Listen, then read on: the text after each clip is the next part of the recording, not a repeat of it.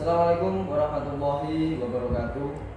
Yang terhormat Bapak Juba Hadi Susilo SEME selaku dosen Fakultas Ekonomi yang mengampu mata kuliah Ekonomi Industri dan juga Bisnis Komunitas. Pertama-tama marilah kita panjatkan puja dan puji syukur kehadirat Allah Subhanahu wa taala yang telah memberikan kita semua nikmat kesehatan dan juga kesempatan sehingga kita bisa bertemu lagi pada hari ini, yaitu dalam keadaan sehat walafiat. Yang kedua kalinya sholawat serta salam tidak lupa kita aturkan kepada Nabi besar kita Nabi Muhammad SAW yang telah membimbing kita, membawa kita dari zaman jahiliyah menuju zaman Islamiyah, yaitu agama Islam. Dan semoga kita semua mendapat syafaatnya kelak di hari kiamat. Yang selanjutnya saya ucapkan terima kasih banyak kepada Bapak Juba Hadi Susilo selaku dosen Fakultas Ekonomi yang telah memberikan tugas kepada kami dan juga memfasilitasi kami sehingga kami bisa mengkreasikan hasil tugas kelompok kami dengan sangat baik. Yang selanjutnya kami di sini dari kelompok 5 akan sedikit memaparkan atau mempresentasikan hasil dari diskusi kelompok kami. Di kelompok 5 ini kami akan mempresentasikan materi yang berjudul gambaran umum tingkat kualitas dan juga keberlanjutan suatu bisnis. Di sini sebelum kita masuk ke dalam materi pembahasan, alangkah baiknya kami dari kelompok 5 memperkenalkan diri terlebih dahulu.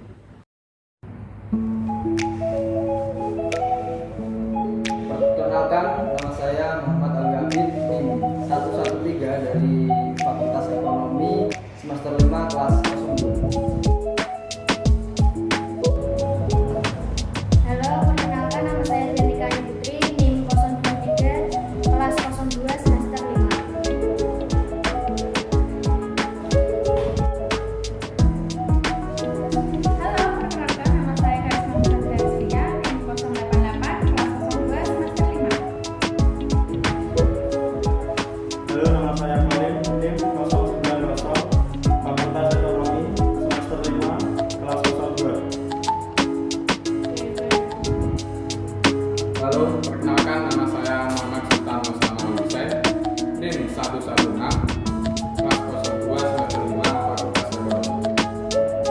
Langsung saja kita masuk ke dalam pembahasan, yaitu tentang what is quality in business. Apa itu kualitas dalam bisnis? Quality is a hot topic in the world of business and academy, where this term requires and careful response and needs to be interpreted carefully. Yang pertama yaitu kualitas merupakan topik yang hangat di dunia bisnis dan akademisi. Namun demikian, istilah tersebut memerlukan tanggapan secara hati-hati dan perlu mendapatkan penafsiran secara cermat. Faktor utama yang menentukan kinerja suatu perusahaan adalah kualitas barang dan jasa yang dihasilkan. Produk dan jasa yang berkualitas adalah produk dan jasa yang sesuai dengan apa yang diinginkan oleh konsumennya. Oleh karena itu, organisasi atau perusahaan perlu mengenal konsumen atau pelanggannya dan mengetahui kebutuhan apa dan keinginan apa yang diinginkan oleh konsumen tersebut. Sementara itu, untuk menjaga konsistensi kualitas produk dan jasa yang dihasilkan dan sesuai dengan tuntutan kebutuhan pasar, perlu dilakukan pengendalian kualitas atau quality control atau yang biasa dikenal dalam sebuah perusahaan yaitu quality control atas aktivitas proses yang telah dijalani selama produksi produk atau jasa tersebut. Yang selanjutnya ada why quality is important. Mengapa kualitas itu penting? Yang pertama, company reputation. Companies or organization that have produced a product or quality service will get the title as an organization that put quality first. Maksudnya adalah reputasi perusahaan.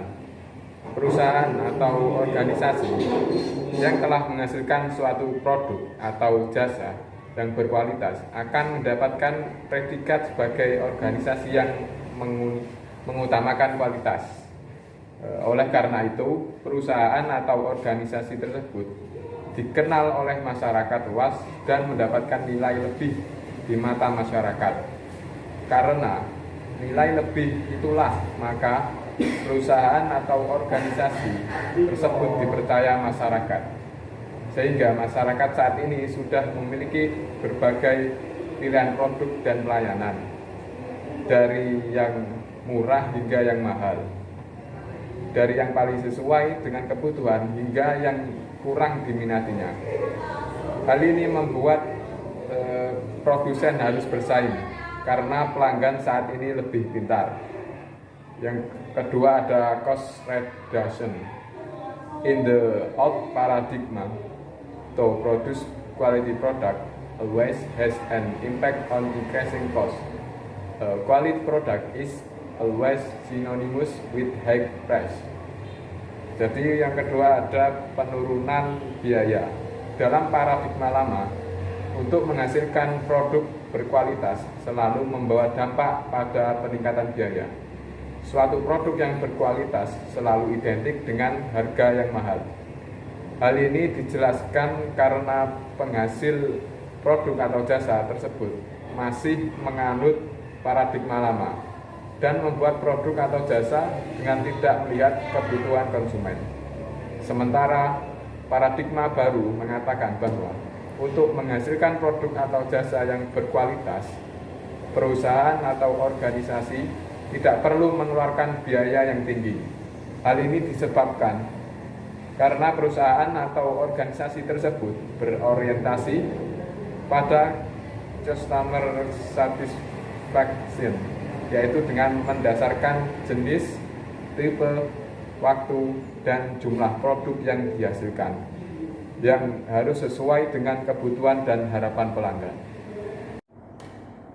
Number 3, increasing market share.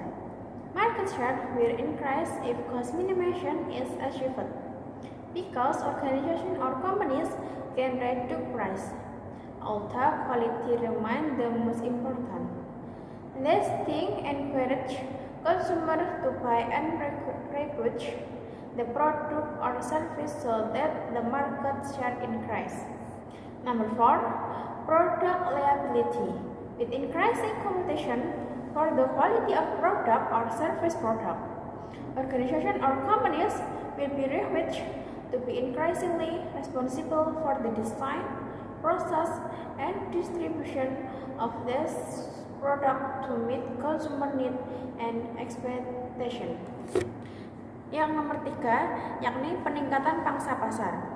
Pangsa pasar akan meningkat bila minimasi biaya tercapai, karena organisasi atau perusahaan dapat menaikkan harga, walaupun kualitas tetap menjadi yang utama.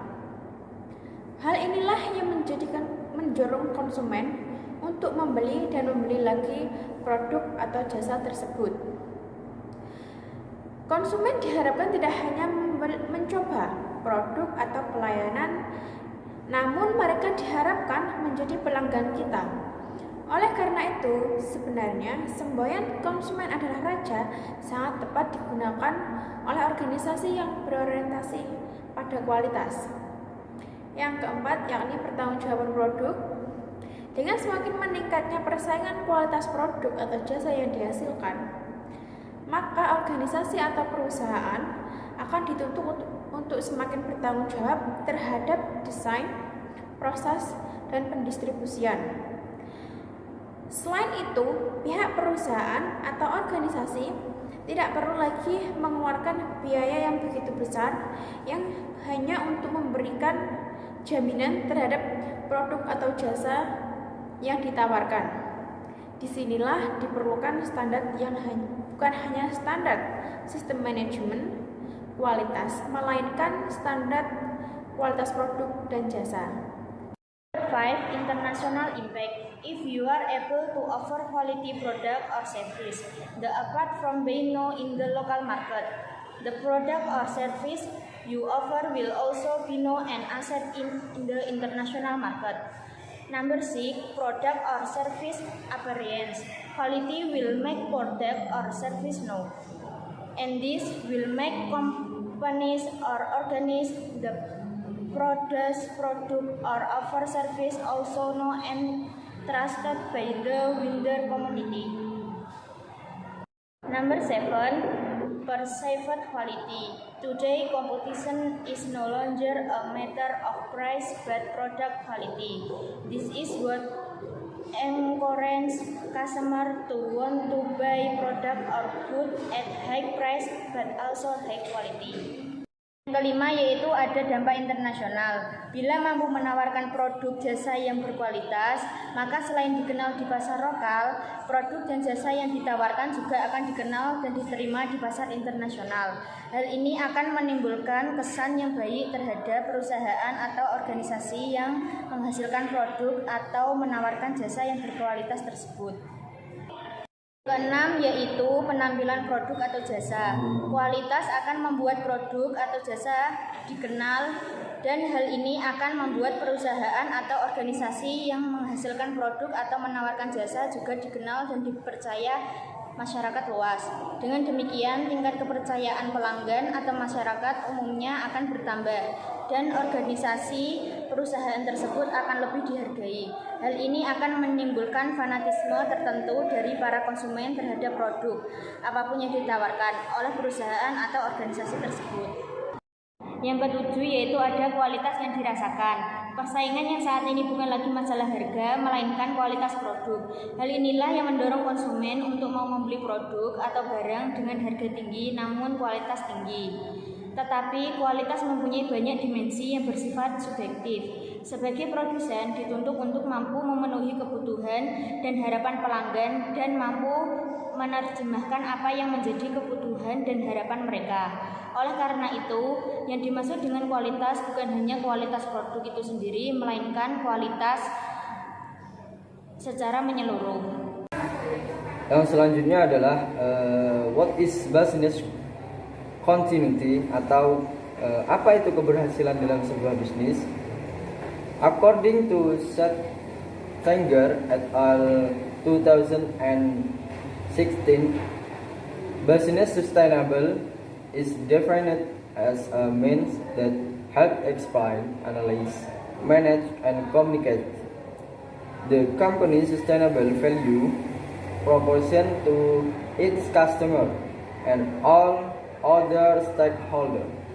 How it creates and delivers this value and how it captures economic value while maintaining or regeneration natural, social, and economic capital beyond its organization boundaries. Di sini dijelaskan bahwa apa itu keberlanjutan dalam sebuah bisnis. Menurut Sanger pada tahun 2016, beliau mengungkapkan bahwa keberlanjutan suatu bisnis yaitu dapat didefinisikan sebagai sarana dalam membantu menjelaskan, menganalisis, mengelola dan juga mengkomunikasikan proposisi nilai yang berkelanjutan perusahaan kepada pelanggannya dan semua pemangku kepentingan lainnya, bagaimana ia menciptakan dan memberikan nilai ini dan bagaimana ia menangkap nilai ekonomi stabil sambil mempertahankan atau meregenerasi modal alam, sosial, dan ekonomi di luar batas organisasinya. Jadi keberlanjutan suatu bisnis yaitu bisa disimpulkan bahwa bagaimana cara suatu perusahaan dalam mengelola suatu bisnis dari awal sampai produksi sehingga bisnis tersebut bisa diterima oleh konsumen ataupun dapat dikonsumsi oleh masyarakat. Next characteristic of business continuity. Number 1, in this process, companies and their value network engage in a ring of activity to create, deliver, and capture value of consumer, society, and the environment. Number 2, the process requires a person to overcome and balance between various sustainability goals, yakni karakteristik berkelanjutan bisnis. Dalam proses ini, perusahaan dan jaringan nilainya terlibat dalam serangkaian aktivitas untuk menciptakan, menyampaikan, dan menangkap nilai bagi pelanggan, masyarakat, dan lingkungan. Number 2, proses ini mengharuskan seseorang untuk mengatasi dan menyeimbangkan antara tujuan keberlanjutan yang beragam. Yang selanjutnya ada sustainability assessment is characterized by several challenge and choice. First, sustainable is an ambiguous concept that allows multiple interpretation. Second, related challenge is the choice between objective and fact-based judgment-oriented assessment. Third, assessment literature. Lastly, another challenge to sustainability assessment is the emphasis on coping and definition of system boundaries.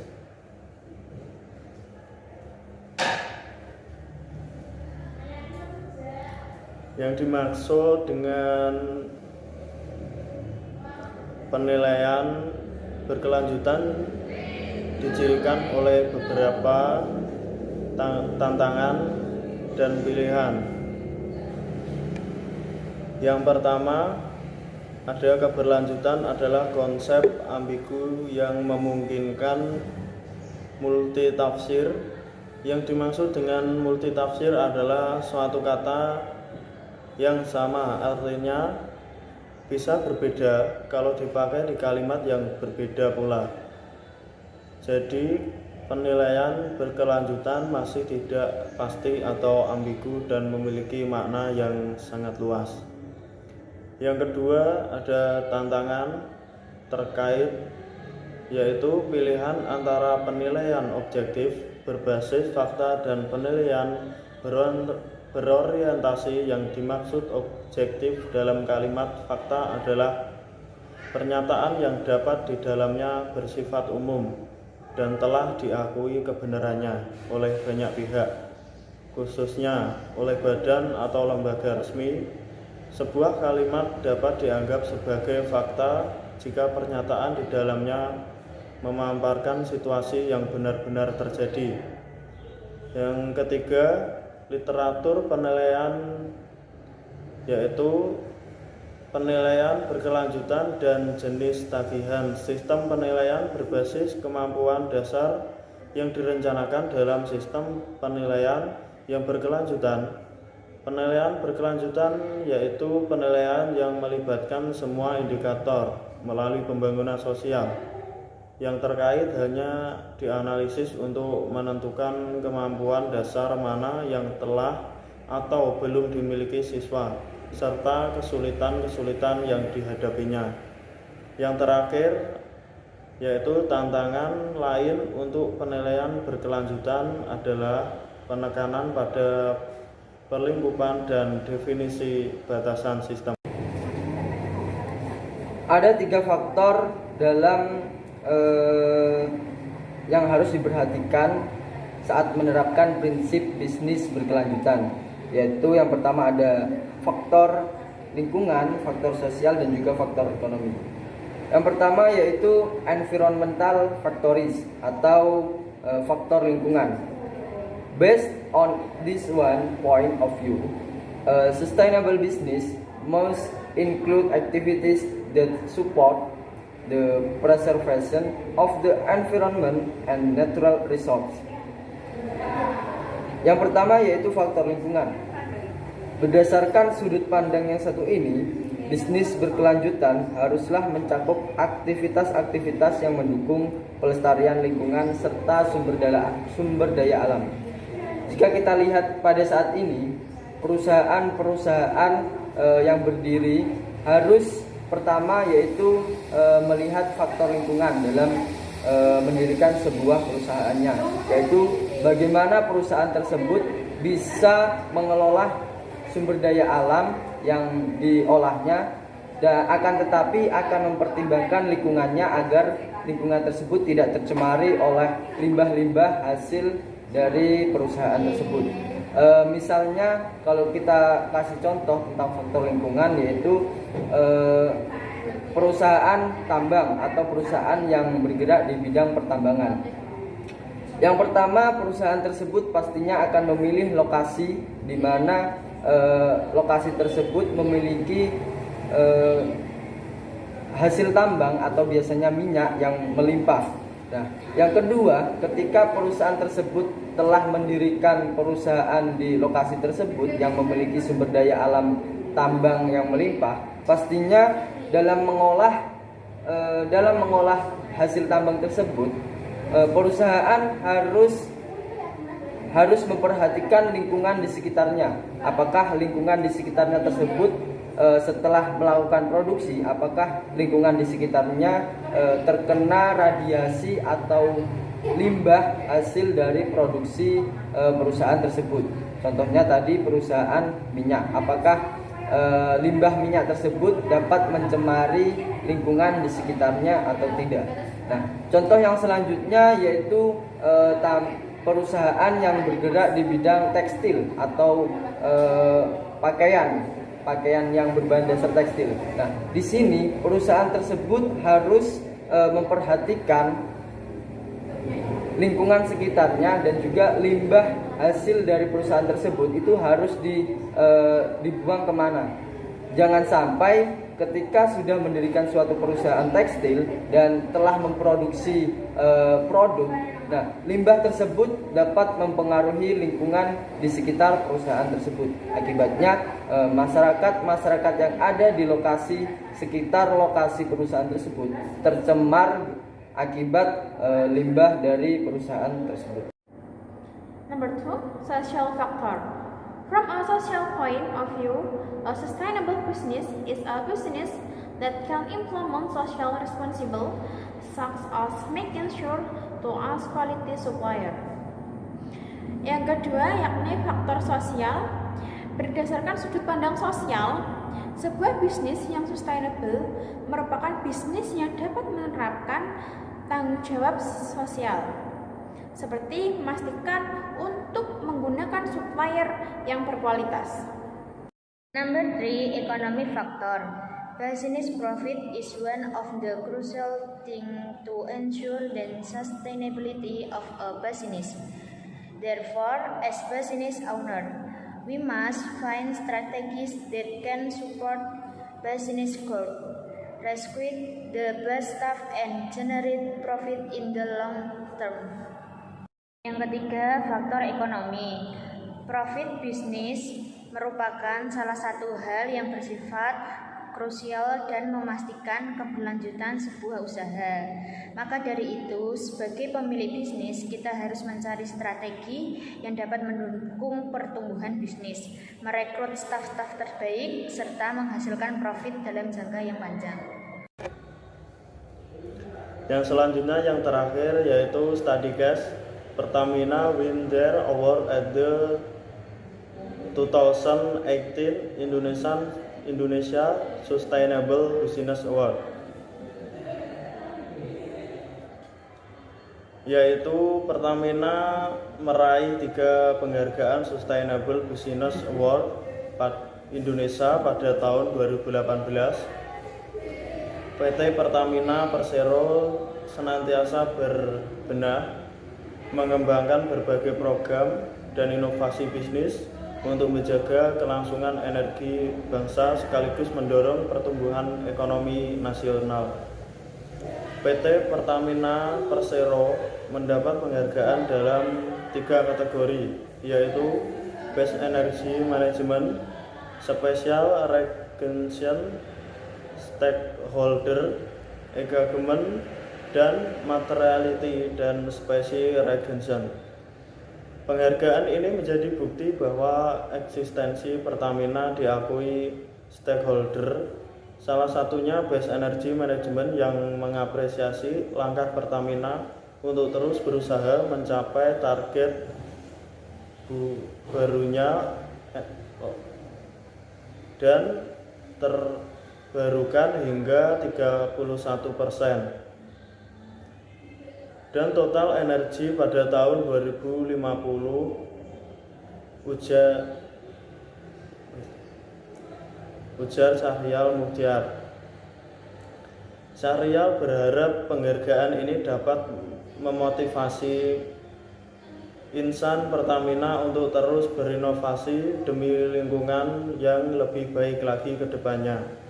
Kita harus berorientasi pada sustainability development dalam menjalankan operasional perusahaan.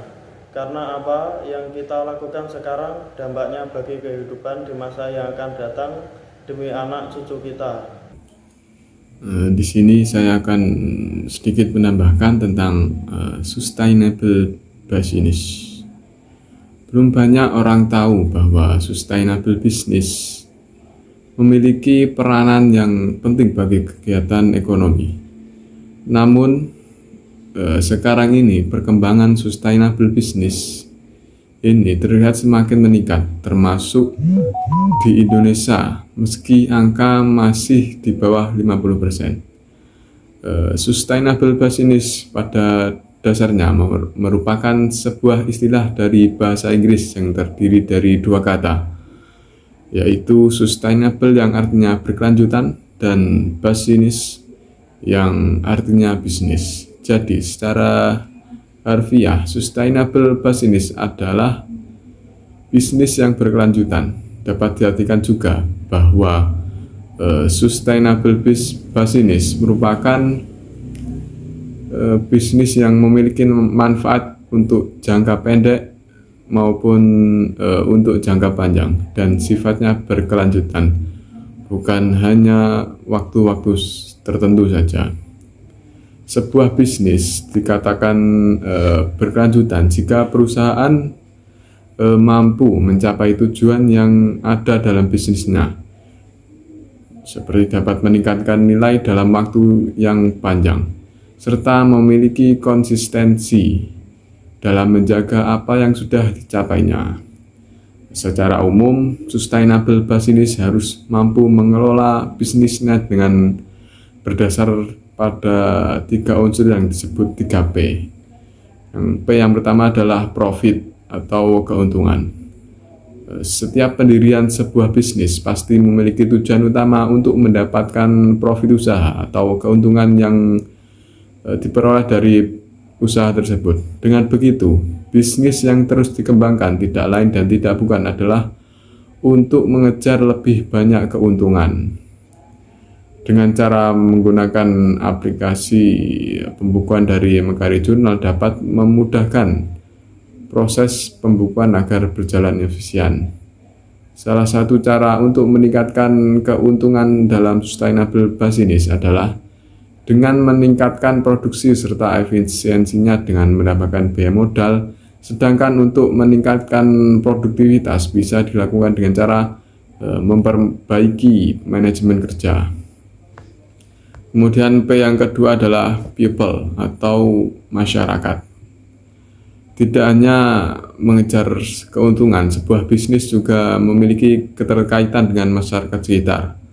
Perlu diingat bahwa sustainable business adalah bisnis berkelanjutan yang memberi manfaat tidak hanya bagi para pemilik bisnis dan pegawainya, namun juga masyarakat. Sebuah bisnis akan mampu berkembang menjadi lebih besar jika didukung oleh masyarakat. Oleh sebab itu, perlu adanya timbal balik antara pemilik bisnis dan juga masyarakat, sehingga masyarakat dapat memberi dukungan bagi keberlangsungan bisnis. Kemudian yang P yang ketiga adalah planet atau lingkungan. Sebagai contoh sederhana, sebuah bisnis pasti membutuhkan lahan sebagai tempat berdiri serta melakukan produksi air untuk minum, udara untuk bernapas, dan lain sebagainya. Agar bisnis tetap berjalan dengan baik, maka perlu adanya penjagaan dan pelestarian lingkungan. Dengan lingkungan yang terjaga, maka kelangsungan bisnis juga akan terjaga karena memperoleh banyak manfaat dari lingkungan seperti kenyamanan, kesehatan, serta tentunya ketersediaan sumber daya. Demikian presentasi yang mendapat kelompok kami sampaikan. Apabila ada kesalahan kata atau penjelasan yang kurang jelas, kami mohon maaf yang sebesar-besarnya, dan semoga dari hasil presentasi yang telah kelompok kami sampaikan bisa bermanfaat bagi penonton semua dan bermanfaat di masa yang akan datang. Akhir kata, wallahul muwaffiq ila aqwamit thoriq. Assalamualaikum warahmatullahi wabarakatuh.